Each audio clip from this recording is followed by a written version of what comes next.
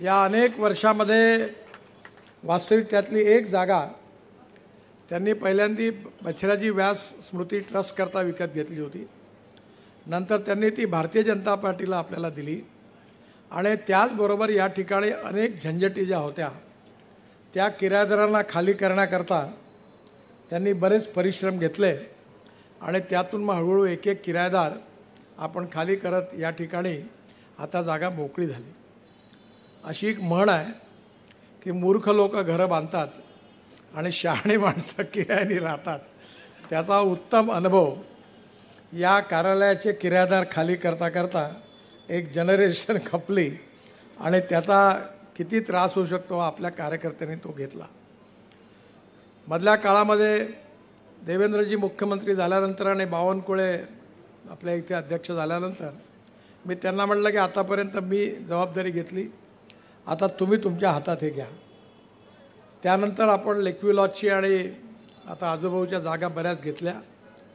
मी स्वतः कार्यालयाचं डिझाईन पण पाहिलेलं आहे आणि आता या भव्य कार्यालयाचं स्वरूप आपल्या सगळ्यांसमोर येणार आहे। विशेषतः कार्यालय ही बिल्डिंग आहे, हे घर आहे भारतीय जनता पार्टीचं।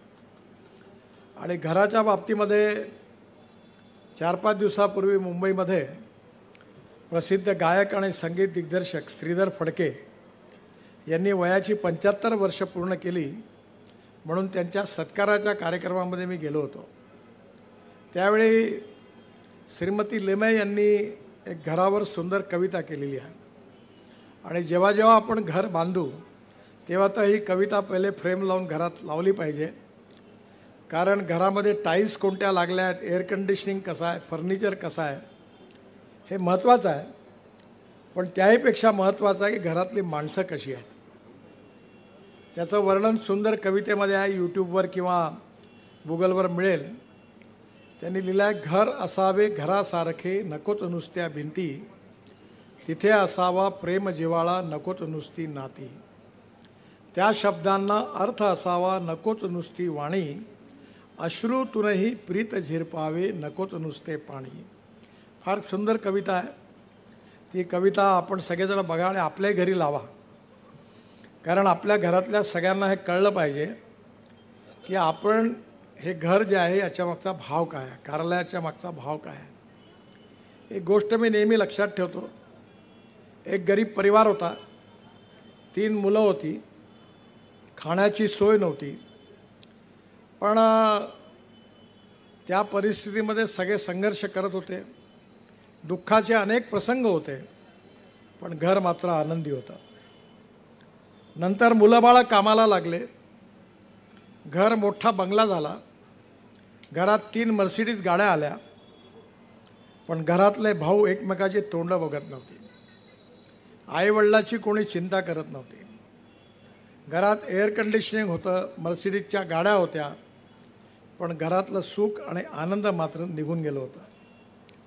त्यामुळे घरातला आनंद, बिल्डिंगमधला आनंद कशात आहे याचा विचार करण्याइतके आपण सगळेजण सुज्ञ आहोत। आपला पक्ष आपला परिवार आहे आणि आपला कार्यकर्ता जो आहे तो आपल्या परिवारासारखा आहे असं समजून नेत्यांनी वागलं पाहिजे। नेत्यांचं प्रेम आपल्या मुलांवर आहेच, सांगायची काही गरज नाही, त्याला तिकीटं द्या म्हणते सगळे नेते। माझ्यानंतर माझ्या मुलाला, आता मी माझ्या मुलाचा आग्रह करत नाही, त्यामुळे अनेक लोकांनाही प्रश्न पडला की आता आपल्या मुलाचं तिकीट कसं मागायचं। त्यामुळे आपल्या मुलावर आपण जेवढं प्रेम करतो तेवढं प्रेम आपण आपल्या कार्यकर्त्यांवर जर केलं आणि त्या कार्यकर्त्याला आपण गुणदोषाचंही स्वीकारला, आपल्या घरचा मुलगा चांगला वागला तर आपण त्याच्या पाठीवर शाबासकी देतो आणि चुकीचा वागला तर त्याला आपण रागवतो। तसंच कार्यकर्त्याला एकट्यात बसून त्याला समजून सांगितलं पाहिजे की तुझं हे वागणं बरोबर नाही, तू असं वागू नको, आणि त्या कार्यकर्त्यावर परिवारासारखं प्रेम केलं पाहिजे।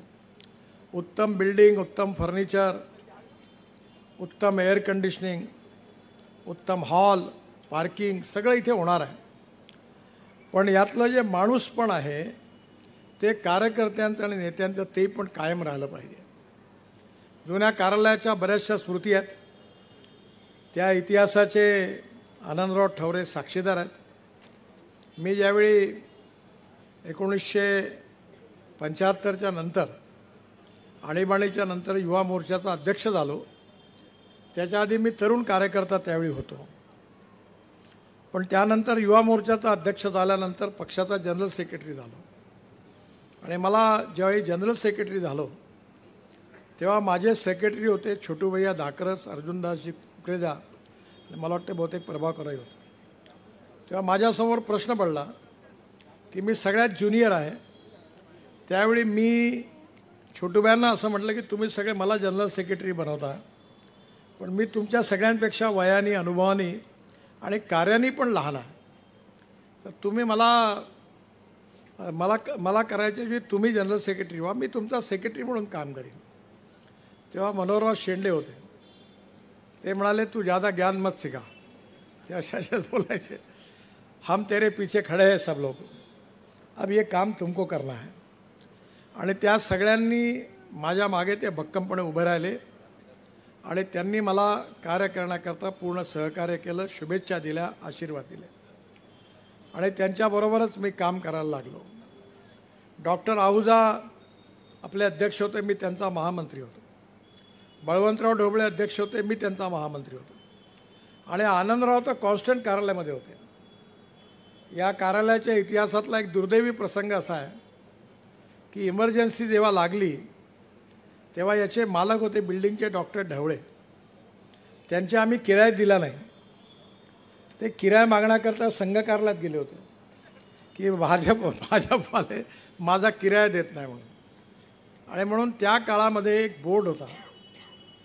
त्यावेळी शंकरराव फाटे, नारायणराव तांदुळकर, बळवंतराव, त्यावेळी जिल्ह्यातली टीम वेगळी होती, आनंदराव काम करत होते. सगळ्या कार्यालयामध्ये अनेक मोर्चे यायचे. इंदिरा गांधीच्या अटकेनंतर कार्यालयाने खूप लोकांचे गोटे खाल्ले. आनंदराव त्या प्रत्येक वेळा कार्यालयात बसून राहायचे. त्या काळात आपला प्रतिकूल काळ होता. पण दैव एवढं दुर्दैवी होतं की जेव्हा कार्यालयाचं सगळं येणं जाणं लोकांचं बंद झालं होतं, जिल्ह्याची जवळपास काम ठप्प होऊन सील लागलं होतं कामाला, त्यावेळी भारतीय जनता पार्टी नागपूर शहर आणि जिल्हा असा एक भगव्या आणि हिरव्या रंगामध्ये एक बोर्ड होता. त्याला चांगल्या नटबोल्डनी कसून लावला होता वरती. पण एक दिवस एवढं वादळ आलं की तोही बोर्ड हवेमध्ये वाहून गेला. आणि मग आनंदराव मला म्हणाले की बोर्ड पण चालला गेला. म्हटलं काळजी करू नका, आता पुढच्या वेळी भिंतीवर आपण ऑइल पेंट लावून पार्टीचं नाव लिहू, म्हणजे काही ते वाढाल ना. या सगळ्या परिस्थितीमध्ये असंख्य कार्यकर्त्यांनी परिश्रम घेतले, मेहनत घेतली आणि त्यामुळे आजच्यासारखं जे यश आहे, त्यात माझ्यासारख्या, देवेंद्रजीसारख्या आम्हाला सगळ्यांना सर्वोच्च स्थानावर जाण्याची संधी मिळाली. पण ही जी संधी मिळालेली आहे ती 1952 पासून तर आजपर्यंत ज्या कार्यकर्त्यांनी प्रतिकूल काळामध्ये प्रवाहाच्या विरोधात राहून ज्यांनी आपला पक्ष, आपले विचार टिकवले, संघर्ष केला, त्या असंख्य कार्यकर्त्यांच्या समर्पणातून आणि बलिदानातून आज आपल्याला हा दिवस पाहायला मिळाला. याची जाणीव आज वर्तमान काळातल्या सर्व कार्यकर्त्यांनी लक्षात ठेवली पाहिजे. आणि म्हणून हा जो इतिहास आहे, हा इतिहास आपल्याकरता प्रेरणादायी आहे.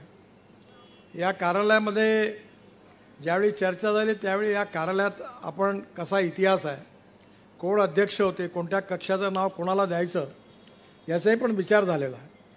ते याकरता की या सगळ्या जुन्या स्मृती ज्या आहेत त्या आपण लक्षात ठेवायच्या आहेत. खरं म्हणजे मी देखील काम जेव्हा केलं त्याच्यापेक्षाही माझी आई जेव्हा जनसंघाचं काम, तो इतिहासही मोठा आहे. मालतीबाई बडिये बसल्या इथे, भाऊसाहेब बडिये राहायचे, ते जिल्ह्याचे अध्यक्ष होते. मी लहान होतो, 10-12 वर्षाचा. त्यांच्याकडे मीटिंग सुरू होती आणि त्यावेळी मोर्चा आला आणि त्यांच्या घरावर जनसंघाचे गोटे मारले लोकांनी. तेव्हा मी पण माझ्या आईबरोबर त्यांच्या घरामध्ये होतो. अशा अनेक प्रसंग आहेत की याच्यामध्ये अनेक प्रतिकूल काळामध्ये समाजामधला एक प्रकारचा आपल्याबद्दलची प्रतिमा समाजात निर्माण झाली होती. त्यामुळे समाजाला दिशाभूल करून भारतीय जनसंघाविरुद्ध, जनता पार्टीविरुद्ध, संघाविरुद्ध भडकवण्याचा प्रयत्न काँग्रेस पक्षाने त्यावेळी मोठ्या प्रमाणावर केला. पण आपण त्या अपप्रचारातून दूर झालो. आपण जातीयवादी पक्ष नाही आहे, आपण सांप्रदायिक पक्ष नाही आहे. मला जेव्हा मी बावनकुळेंना सांगितलं की मी ज्या ज्या चुका केल्या त्या चुका तुम्ही करतात, पण तुम्हाला जोपर्यंत या चुकाची झळ पोचणार, जेव्हा मला पोचली तेव्हा माझ्या लक्षात आलं, तेव्हा मी सुधारलो. तुम्हाला ती झळ लागल्यावर तुम्हाला लक्षात येईल की या चुका किती मोठ्या आहेत. मी पण खूप जातीचे सेल उघडले आणि त्यावेळी मला अनेक प्रमुख लोकांनी सांगितलं की नितीने करू नको. पण म्हणलं तुम्हाला समजत नाही, आपल्या सगळ्या जाती जोडल्या पाहिजे. जातीचे सेल करून कोणा जाती जोडल्या नाही. आणि जे आपल्या जातीचे नेते म्हणून आपल्यात आले त्यांना त्यांच्या जातीत विचारतच नव्हते कोणी. त्याच्यामुळे उलट त्यांनी पुन्हा सांगितलं का आता महापालिकेची निवडणूक आली, आमच्या जातीला किती तिकीटं देता. जेव्हा बावनकुळे साहेबांना 50 जातीवाल्याचे पत्र येतील का आता आमचे तिकीटं किती आणि एकाला तिकीट द्यायचं, आणि तेव्हा जेव्हा 50 जण कुदतील तेव्हा म्हणतील जातीचे सेल आता बंद करा, आता काही याची गरज नाही. त्यामुळे आपण जातीने मोठा नाही आहे. भारतीय जनता पार्टीचा कार्यकर्ता हीच आपली जात आहे. भारतीय जनता पार्टीचा विचार हीच आपली निष्ठा आहे. आणि पहिले देश राष्ट्र आम्हाला सर्वोपरी आहे. हे राष्ट्र, ही भारत माता, ही हिचा सर्वांगीण विकास हे आमच्या जीवनाचं उद्दिष्ट आहे. आणि हे करण्याकरता सुशासन आणि विकास, गुड गव्हर्नन्स अँड डेव्हलपमेंट, आणि सामाजिक आर्थिक चिंतन जे दीनदयाल उपाध्यायांचं आहे, अंत्योदय, समाजातल्या तळागाळातला जो शेवटचा माणूस आहे, ज्याला राहायला घर नाही आहे, ज्याच्या शरीरावर कपडा नाही आहे, ज्याला खायला अन्न नाही आहे, त्याला परमेश्वर मानून तो माणूस कोणत्या जातीचा आहे, पंथाचा आहे, धर्माचा आहे हा प्रश्न नाही. गरीब गरीब आहे, गरीब हीच त्याची जात आहे, त्याला पंथ धर्म समाज काही नाही आहे. त्या माणसाला केंद्रबिंदू मानून आपण काम करत राहू. आणि ज्या दिवशी खऱ्या अर्थाने त्याला स्वाभिमानाने जगता येईल त्या दिवशी आपलं स्वप्न पूर्ण झालं असं आपण समजू. आणि आपण जे म्हणतो तेच जगात चर्चा सुरू आहे आता. युनोमध्ये डोमेस्टिक हॅपी ह्युमन इंडेक्स हाच अर्थ आहे त्याचा, की सुखांक. आणि म्हणून हा जनतेचा सुखांक कसा निर्माण होईल, त्यांना चांगल्या हेल्थ सर्व्हिसेस, चांगलं शिक्षण, चांगले रस्ते, चांगले बगीचे, चांगले खेळाची मैदानं, चांगले ऑडिटोरियम, आपला रोजगार, गरिबीतून दूरून त्यांना सन्मानाने कसं जगता येईल आणि सगळीकडे आनंद कसा निर्माण होईल, हेच डोमेस्टिक हॅपी ह्युमन इंडेक्स म्हणजे सुखांक, म्हणजे सामाजिक आर्थिक चिंतन अंत्योदयाचं हे उद्दिष्ट आहे. आज अतिशय परिश्रमाने मेहनतीने आपण एक कार्यालय उभं केलेलं आहे. आणि या कार्यालयामध्ये आपण सगळ्या आपल्या प्रयत्नांमधून हे जे उद्दिष्ट पंडित दीनदयाल उपाध्यायांनी आपल्या सगळ्यांसमोर ठेवलेलं आहे ते उद्दिष्ट पूर्ण करण्याकरता आपण पूर्ण शक्तीनिशी काम करू. आणि खऱ्या अर्थाने आपण हे जे कार्यालय आहे हे सामाजिक आर्थिक परिवर्तनाचं केंद्र बनेल. आणि त्याकरता करणारा कार्यकर्त्याचं व्यक्तित्व, कर्तृत्व, नेतृत्व विकसित होऊन आपण या समाजाला आणि देशाला बदलवल्याशिवाय राहणार नाही, असा संकल्प आजच्या स्थापना दिवशी आपण सगळ्यांनी करावा अशी विनंती करतो. आपल्या अध्यक्षांनी आदेश दिला की प्रत्येकाने चेक दिला पाहिजे. तिथं मी म्हटलं की आता जनसंघ नाही आहे, भारतीय जनता पार्टी आहे. आता चेकपेक्षा लोक कॅशनी पैसे देण्यात प्रिफर करतात कारण चेक अकाउंटमध्ये येतो. पण त्यामुळे अर्थात मंगतीचा भाग जर सोडला तर आपण सगळ्यांनी चेकनी पैसे द्यावे. चेकनी पैसे द्यावे याचा अर्थ अध्यक्षांना अभिप्रेत आहे की आपल्या कमाईतला हिस्सा आपण याकरता देतो आहे. आणि त्यामुळे आपण सगळ्यांनी चेकनी पैसे द्यावे. आणि त्यांचा आदेश झाला असल्यामुळे मी पहिल्यांदा आज माझा चेक घरी गेल्यावर पाठवतो. 25 लाख रुपये चा चेक मी या कार्यालयाच्या कामाकरता देतो. पुन्हा एकदा आपल्या सगळ्यांना स्थापना दिवसाच्या खूप खूप शुभेच्छा. धन्यवाद. नमस्कार.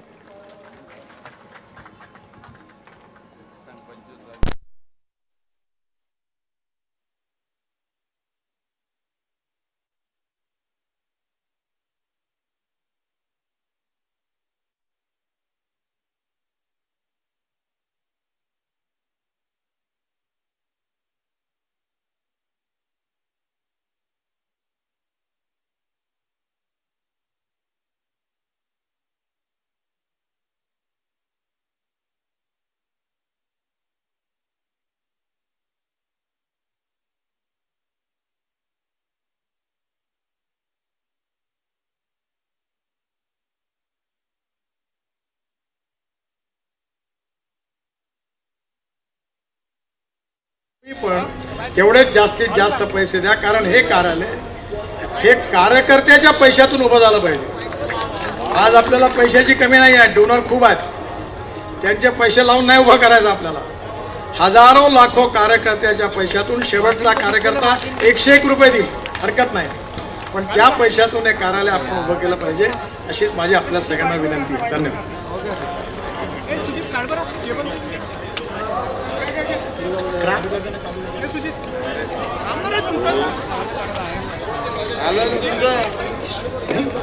प्रभाकरराव धटके सेवा संस्था 1,00,000. स्वर्गीय प्रभाकरराव धटके सेवा संस्था 1,11,000 रुपये 111